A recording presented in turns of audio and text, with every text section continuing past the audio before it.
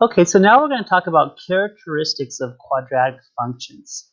And just as a review, before this when we were like graphing, we could graph stuff like y equals mx plus b, but the x was just to the 1 power, right? There's a little invisible 1 here. Well, when we talk about quadratics, we're now going to learn to graph when the x is squared, right? How do we graph it when the x is to the 2nd power, not to that invisible 1 in y equals mx plus b? So the first thing I want to show you is there's this thing called standard form. Now, standard form is where you have ax squared plus bx plus c. That's a typical standard form, where a is some number, or it could be any number but 0, really. It could be a 1, so it's just an x squared. It could be a 2, 2x squared. The b is some number, the c is some number. But the exponents are in descending order. X squared, a little invisible 1 here, and no x. So that's normal standard form. But we're doing quadratic standard form, and all we're doing is we're adding a y equals to it. So it's just that standard form, but there's a y equals to it. The x is going descending order. And what we're going to focus on this time is f of x equals ax squared. Now you might be saying, you just showed that y, or f of x, same thing, equals ax squared, but there's more. There should be a plus bx and a plus c. Yeah, in future lessons we'll cover what happens when you add these other things to it. But right now, let's just treat these as 0. Let's see what happens and how do we start off graphing this y equals ax squared. Okay. So as we're doing this, let me go ahead and read it. It's a little blurry on, let me see if I can get it a little closer on the projector. It's a little bit blurry, so I'm going to read it to you, see if that helps a little bit. It says, the parent quadratic function is f of x equals x squared. So a parent function, again, is the function that you're going to compare everything else to. And it says the graphs of all other quadratic functions are just transformations of the graph of the parent function. So if you have a parent function, and actually this graph here looks very much like that, f of x equals x squared, everything's just going to be a changing of it. We're just going to manipulate it. So everything can be compared to this. So, for instance, I'll give a quick example. You don't even know this yet, but if, let's get this back up a little, so it's low. If there was a number in front of that x squared, where the a is, let's say it was a fraction. If it was a fraction, it would actually cause this graph to go wider. We would call it a vertical shrinkage. The reason we call it a vertical shrinkage, even though it's affecting the x and not the y, because we think of x as horizontal and we think of y as vertical, but it's shrinking away from this vertical line. So if we had a number that was more than 1, it would shrink away from the vertical line. But if we had a fraction, a number less than 1, like 3/5, this graph would start to shrink in towards the vertical line. And as it's stretching in, it's kind of reaching up towards it. We call it a vertical stretch. You don't need to know that yet. What you do need to know is that we're going to learn how to graph this ax squared to the 2nd power, and that it will have an effect on this parent function. What you do need to know is this parent function. You need to know this because it's going to be used a lot. Okay, it's going to use everything a lot, and everything is going to be compared to that. Okay. Right now, though, let's just go over the vocabulary, and then we'll talk more about that. So this is called a parabola, and the lowest point of a parabola, or the highest point, if it's going this way, is called the vertex. So right now, the very lowest point is called the vertex. If it were flipped, the highest point would be called the vertex. So in this case, the vertex of the parent function, the one that we're going to use all the time, f of x equals x squared, is just 0 and 0. It's just the origin. And notice that the vertical line that divides the parabola into two symmetrical parts is called the axis of symmetry. The axis of symmetry in this case is going right on top of the y-axis, but if I were to put a mirror there, it would reflect the exact same thing on the other side. It's symmetric. Okay, so whatever line divides it into half is called the axis of symmetry. The axis of symmetry passes through the vertex. Remember, the vertex, we just said, is 0, 0. It's the lowest point of the graph. So the axis of symmetry passes through that. For the graph f of x equals x squared, this one here, the axis of symmetry is the y-axis, or it's x equals 0. So those are the vocabulary words. I hope this isn't a waste of time, but I want to show you the parent function. I don't want you guys to be confused on any part of this, so I'm going to just graph it really quick. And the reason I'm going to graph it really quick is everything's going to be in reference to this thing called the parent function. So I took the liberty to go ahead and start my table, and I just chose some numbers, -1, 0, 1, and 2, just to show you what it looked like. So if we were to substitute a -1 for the x, what would we get? What would we have? Let's go ahead and do that. Let's work it out and see. Let's see if I have another piece of paper I can write on. There we go. Can we fit all this on here? Yeah. So I'm going to put, for the -1, I'm going to substitute that in place of the x. So it's f of -1 equals, instead of an x, we're putting a -1 squared. Well, -1 squared is a -1 times a -1, which is a positive 1.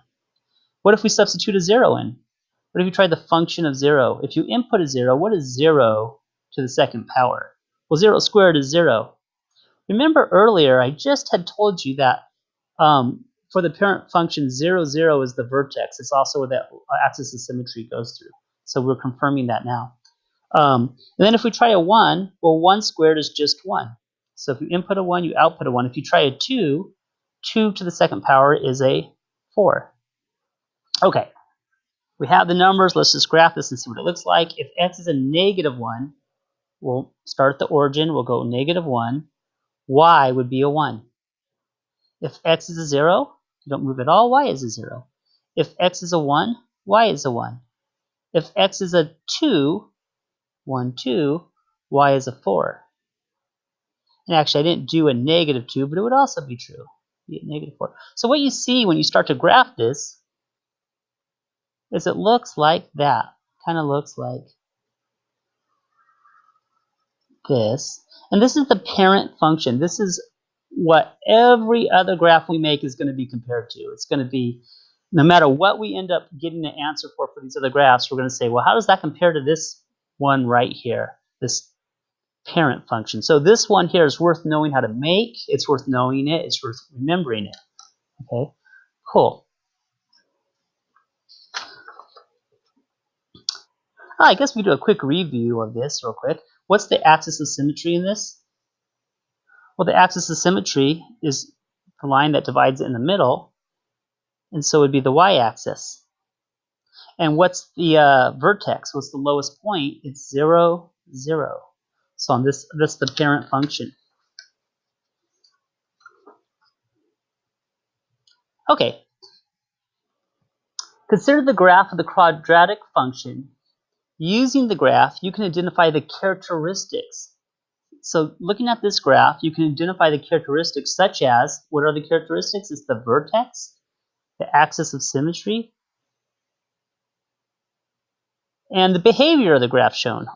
So when I ask for the characteristics of a graph, of a quadratic function, I'm really going to be asking for about 4 things, which I'll show you right now. So looking at this one right here,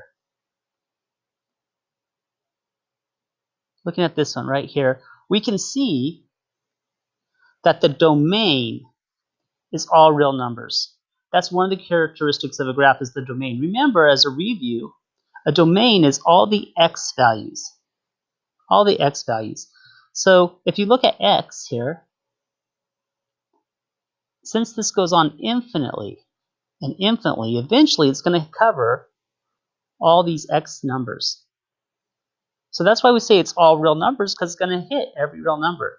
The range, though, I'm just going to write that. That's the x value. Just as a reminder, it's these x's. The range of this quadratic function is not all real numbers because it's not going up and down forever, right? It looks like it's going up forever, but it doesn't go down forever because if you look very carefully at the vertex, it only starts at a -2. So the range is all real numbers greater than or equal to -2. So remember, that's the y values we're talking about. It's the range, but it's not just a y value, it's all y values. Just like the domain is all possible x values. And so it's all real numbers greater than or equal to -2. So it's going to be greater than or equal to -2. And that would be what the y would be, greater than or equal to -2. Okay, so we're still describing the characteristics. When x is less than -1, y increases as x decreases. When x is greater than -1, y increases as x increases. Okay, good. What is the, if I were to ask you what the vertex is, it's already labeled here. It'd be 1, -2. If I were to ask you the axis of symmetry on this one, you can see it's going down, it's not on the y-axis anymore, is it?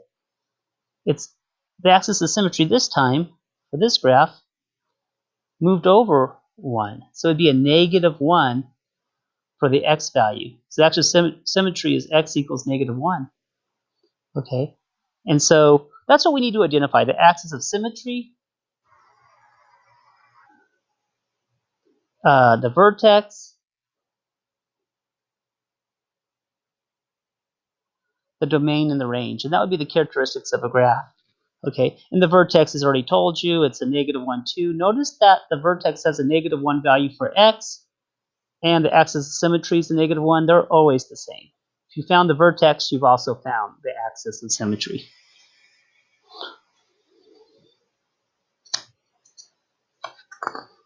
Okay, I want you guys to try. Identify the axis of symmetry, the vertex of these two graphs, and then tell me the domain and the range. Okay, I will do one of these for you, and I want you to do the other one by yourself. Okay, so let me do this one real quick. What's the axis of symmetry on this one? Well, it looks like if I were to draw a line and divide it into 2 equal halves, it's a -3. So x equals -3, or the axis of symmetry is a -3. Axis of symmetry is -3. Good.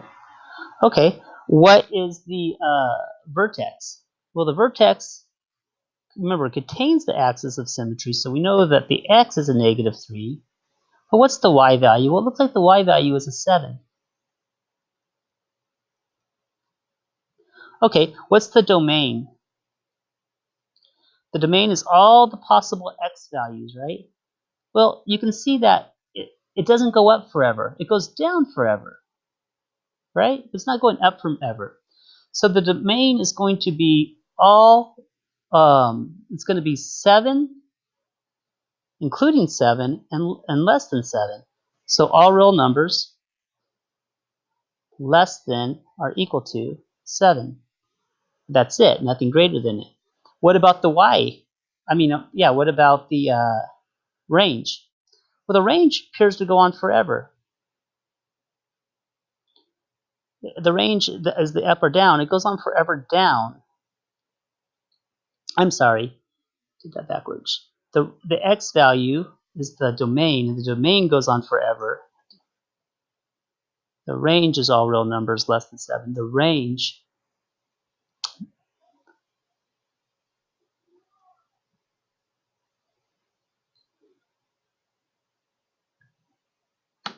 oops, mistake.